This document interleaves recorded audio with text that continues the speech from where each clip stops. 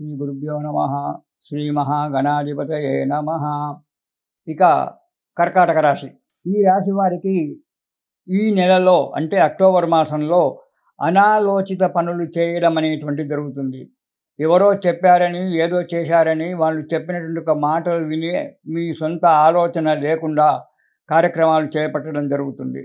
దానివల్ల డబ్బు నష్టపోవడం జరుగుతుంది. అనారోగ్యం ఏర్పడుతూ ఉంది. వృత్తి వ్యాపారాల్లో లాభం అధికంగా ఉన్నప్పటికీ దానికంటే మించినటువంటి యొక్క ఖర్చులు రావడం అనేటువంటిది జరుగుతూ ఉంటుంది. చేసే పనులందు కొన్ని ఆటంకాలు ఏర్పడుతూ ఉంటాయి. గృహంలో బంధుమిత్రులతో హడావుడిగా ఉండడం వల్ల కొన్ని శుభ కార్యక్రమాలు చేయడం వల్ల కొంత డబ్బు ఖర్చు కావడానికి ఆస్కారం ఉంది. స్తోమతను మించి మీరు ఏ పనులు చేయకూడదు, ఎవరికి హామీ ఇవ్వకూడదు. ఎవరైనా డబ్బు అడిగారనుకోండి, నాకు 1,00,000 రూపాయలు కావాలని అడిగారనుకోండి, మీకు ఆ స్తోమత లేదు కానీ ఇస్తానులే అని చెప్పి మాట ఇవ్వద్దు. ఎంత దగ్గర వాడైనా సరే, ఎవరైనా సరే. ఎందుకంటే మీకు ఆ స్తోమత లేదు కాబట్టి, 1,00,000 రూపాయలు ఇచ్చేటువంటి ఒక స్తోమత మీకు లేదు కాబట్టి దాన్ని ఇచ్చి మాట పోగొట్టుకోవడము, దాని గురించి మీరు రుణం చేయడము, ఇవన్నీ కూడా జరగడానికి ఆస్కారం ఉంది. కాబట్టి జాగ్రత్తగా ఎవరికి మీ శక్తికి మించి హామీలు ఎవరికి కూడా ఇవ్వకుండా తగు జాగ్రత్త పడండి. ఇక మొదటి వారం కనుక చూసుకున్నట్టయితే కర్కాటక రాశి వారికి అనవసరమైనటువంటి యొక్క ప్రయాణాలు చేయడం జరుగుతుంది. ఎందుకు ప్రయాణం చేస్తున్నారు, ఎక్కడికి వెళ్తున్నారు, గమ్యస్థానం ఏది అనేటువంటి ఒక ఆలోచన లేకుండా ప్రయాణాలు మాత్రం చేస్తూనే ఉంటారు. దానివల్ల ధనం వ్యయం జరుగుతుంది. చేసే కార్యాలలో విఘ్నం కలుగుతుంది. ఇక్కడ కార్యక్రమం పెట్టుకొని మీరు దేశాలు తిరుగుతూ ఉంటే ఇక్కడ చేసేటువంటి ఒక పనివారు సరిగ్గా పని చేయకపోవడం వల్ల కార్య విఘ్నం ఏర్పడుతూ ఉంటుంది. దానివల్ల ధన నష్టం ఏర్పడుతుంది. ఒకరి చేత మోసపోవడం కూడా జరుగుతూ ఉంది. అనారోగ్యము కలగడానికి ఆస్కారం ఉంది. అధిక ప్రయాణాలు చేయడం వల్ల అనారోగ్యం ఏర్పడుతుంది. మీ శక్తికి మించి ప్రయాణాలు చేయకుండా మీ శక్తిని అనుసరించి జాగ్రత్తగా ఉండడము చాలా మంచిది కర్కాటక రాశి వారు ఈ నెలలో మొదటి వారంలో. ఇక రెండవ వారం కనుక చూసుకున్నట్టయితే విశేష భయము, అనేకమైన ఒక భయంతో ఉంటారు. ఎప్పుడు ఎవరో వచ్చి కొడుతున్నారు, చేస్తున్నారు అనేటువంటి ఒక విషయంలో మీరుంటారు. అలాంటి భయాన్ని దగ్గరికి రానివ్వకండి. బంధుమిత్రులతో కలహాలు ఏర్పడతాయి. మనసులో భయం ఉన్నప్పుడు ఎవరు మాట్లాడినా కోపం తొందరగా వస్తుంది.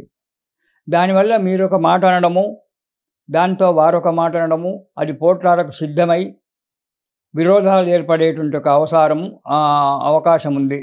అధిక శ్రమ పడతారు.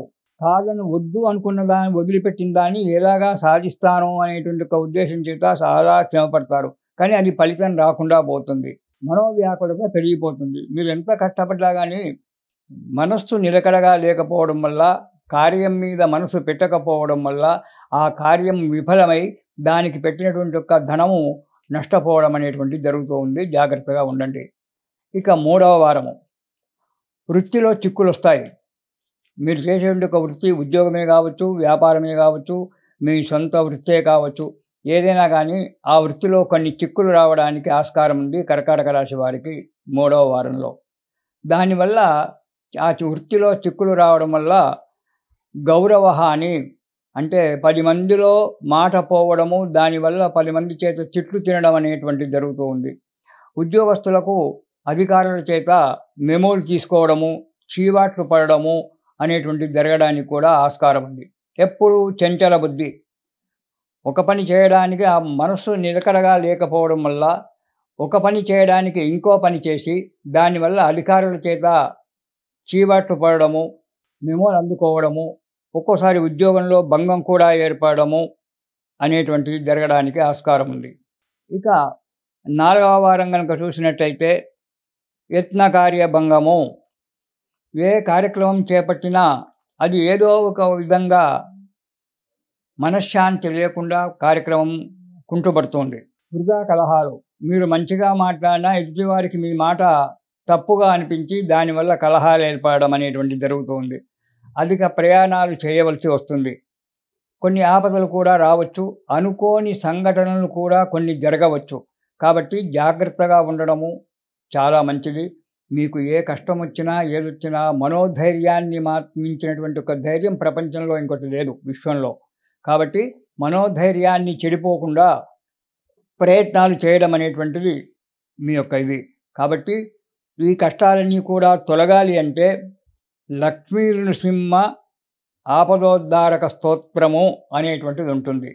ఇవి ఎక్కడ దొరుకుతాయి గురువుగారు, అన్నీ ఏవేవో చెప్తున్నారు, మాకు ఎక్కడ దొరుకుతాయి ఇవన్నీ అంటే, ఇవాళ ప్రతిదీ ప్రింటింగ్ ఉంది, ప్రతిదీ పుస్తకం దొరుకుతుంది. లేదా స్తోత్రనిధి అనేటువంటి ఒక యాప్ మీ ఫోన్లో ఫీడ్ చేసుకున్నట్టయితే అందులో వెతుక్కుంటే ఇవన్నీ నేను చెప్పేటివన్నీ ప్రతిదీ దొరుకుతుంది. కాబట్టి లక్ష్మీ నృసింహ ఆపదోద్ధారక స్తోత్రము అనేటువంటిది కనుక చేసిన ప్రతిరోజు ఒకసారి చదివినట్టయితే మీకు ఆ భగవంతుడు అన్ని విధాల ఆ నరసింహస్వామి యొక్క దయ వల్ల సుఖంగా సంతోషంగా ఉంటారు. ఇది శుభం.